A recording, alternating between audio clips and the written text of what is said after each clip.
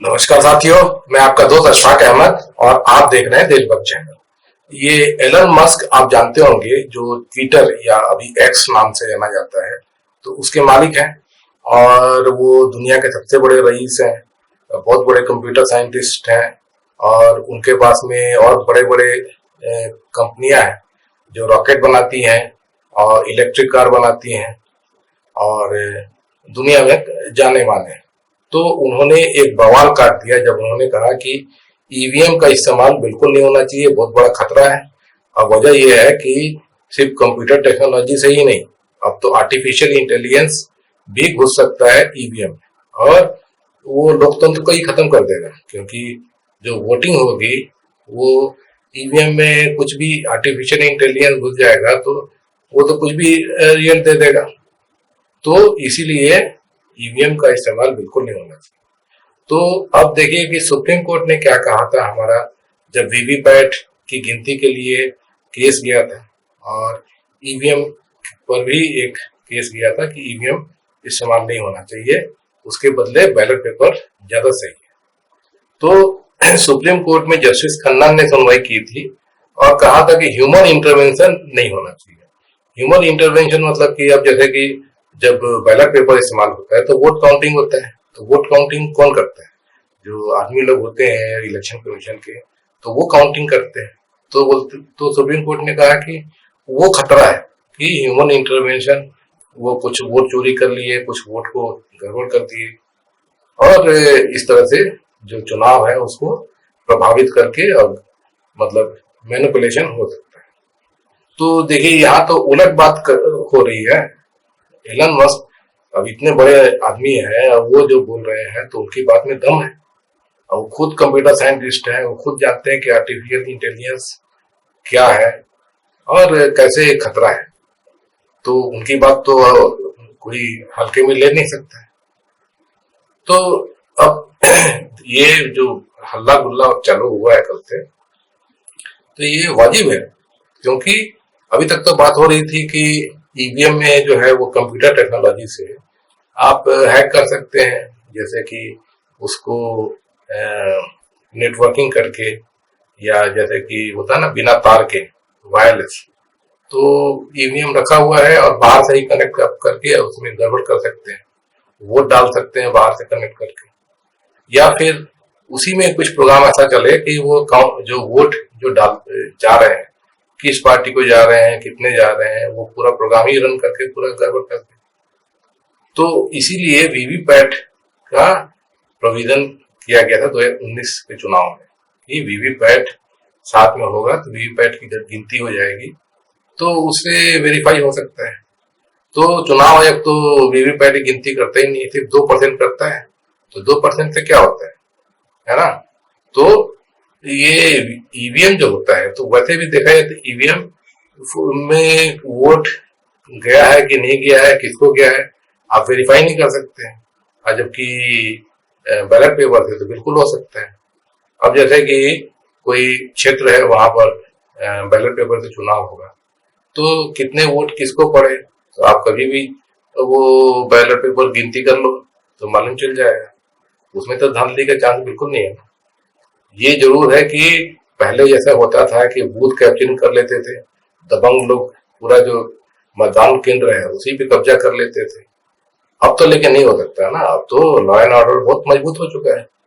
तो दूर दराज के इलाकों में भी ये बूथ कैप्चरिंग नहीं हो सकती है। और कोई दूसरा और क्या रास्ता हो सकता है? तो और कोई उससे ज्यादा तो खतरनाक ईवीएम है। तो ईवीएम में अभी तक तो कंप्यूटर टेक्नोलॉजी से ही मतलब कि हैकिंग हो सकती थी, अब तो आर्टिफिशियल इंटेलिजेंस भी आ चुका है ना। तो आर्टिफिशियल इंटेलिजेंस क्या है? आर्टिफिशियल इंटेलिजेंस जो है वो जैसे कि कोई इंसान जिस तरीके से काम करता है, जिस तरीके से सोचता है उसका दिमाग, तो आर्टिफिशियल इंटेलिजेंस वैसे ही सोचता है, वैसे ही काम करता है। और यही वजह है कि आर्टिफिशियल इंटेलिजेंस के आने से क्या होगा, तो जैसे कि कोई वकील है वकालत करता है, तो कोई आदमी की जो आर्टिफिशियल इंटेलिजेंस है वो वकालत कर लेगा, वो ज्यादा अच्छे से कर लेगा। कोई डॉक्टर जैसे कि सर्जरी कर रहा है, तो आर्टिफिशियल इंटेलिजेंस उससे अच्छा सर्जरी कर लेगा। या फिर कोई लेखक है, किताबें अच्छी लिखता है, तो आर्टिफिशियल इंटेलिजेंस उससे भी अच्छी किताबें लिख सकता है। तो इसी तरीके से दूसरे काम जो है, जो आदमी कर सकता है, मशीनें नहीं कर सकती हैं, तो वो आर्टिफिशियल इंटेलिजेंस कर लेगा। तो आर्टिफिशियल इंटेलिजेंस से ये एक फायदा ये है कि वो ज्यादा अच्छे से काम कर लेगा और ज्यादा काम कर लेगा। लेकिन नुकसान ये है कि नौकरियां खत्म हो जाएगी। अब आर्टिफिशियल इंटेलिजेंस वकालत करने लगे तो वो वकील की क्या जरूरत है? तो अगर आर्टिफिशियल इंटेलिजेंस सर्जरी करने लगे तो फिर डॉक्टर की क्या जरूरत है? उसी तरीके से दूसरे काम भी है। तो ये आर्टिफिशियल इंटेलिजेंस खतरा है, क्योंकि नौकरियां खत्म हो जाएंगी, फिर लोग क्या करेंगे? तो ये एक बहुत बड़ा सवाल है। और दूसरे, आर्टिफिशियल इंटेलिजेंस जो है वो खतरनाक इस तरीके से है कि वो इतना ज्यादा इंटेलिजेंट हो जाएगा कि आदमी से ज्यादा इंटेलिजेंट हो जाएगा, तो वो आदमी को ही खत्म कर देगा। तो हमारा जो सिविलाइजेशन ही खत्म कर देगा। ये तो बहुत बड़ा खतरा है। या फिर जैसे कि न्यूक्लियर जो न्यूक्लियर वार जो हो सकता है, तो आर्टिफिशियल इंटेलिजेंस चालू कर दे। तो बहुत बड़े बड़े खतरे हैं आर्टिफिशियल इंटेलिजेंस, और इसीलिए लोग डरते हैं और उसके खिलाफ खड़े होते हैं। तो एलन मस्क खड़े हुए हैं तो वो, उनकी बात में दम है, और वो कोई छोटे मोटे आदमी तो है नहीं, उनकी बात का तवज्जो है। तो उन्होंने ट्वीट किया और कहा कि ईवीएम जो है वो बहुत बड़ा खतरा है लोकतंत्र पे, क्योंकि एक तो कंप्यूटर टेक्नोलॉजी और दूसरे आर्टिफिशियल इंटेलिजेंस, इससे जो है वो चुनाव प्रभावित कर सकता है, हो सकता है। और इसीलिए ईवीएम का इस्तेमाल बिल्कुल नहीं होना चाहिए। मतलब चुनाव के प्रक्रिया में कोई भी मशीन इस्तेमाल ना हो, बैलेट पेपर, ये उन्होंने कहा है। तो अब अब हमारे देश में इसलिए बवाल हुआ है क्योंकि ईवीएम जो है वो बड़े देशों में इस्तेमाल नहीं होता है। जितने भी विकसित देश हैं, चाहे यूरोप के देश हैं, अमेरिका है, हर जगह बैलेट पेपर से चुनाव होता है। सिर्फ हमारे देश में ईवीएम चल रहा है, और जबकि ईवीएम पे सवाल उठते रहे, सुप्रीम कोर्ट में मामले जाते रहे, आज सुप्रीम कोर्ट जो है वो तो उलट बात कर रहा है।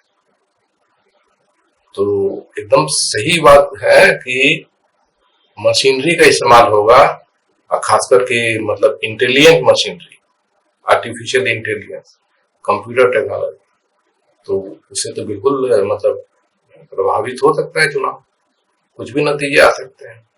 ये तो बहुत बड़ा खतरा है, क्योंकि जो गलत तरीके के पॉलिटिशियन है तो वो ईवीएम को हैक करा देंगे और अपने हक में चुनाव जीत लेंगे। वो दूसरी जो पार्टियां हैं तो वो कुछ नहीं कर पाएंगी, चुनाव जीतते हुए भी हार जाएंगे। तो ये सब चीजें हैं, बहुत खतरनाक है।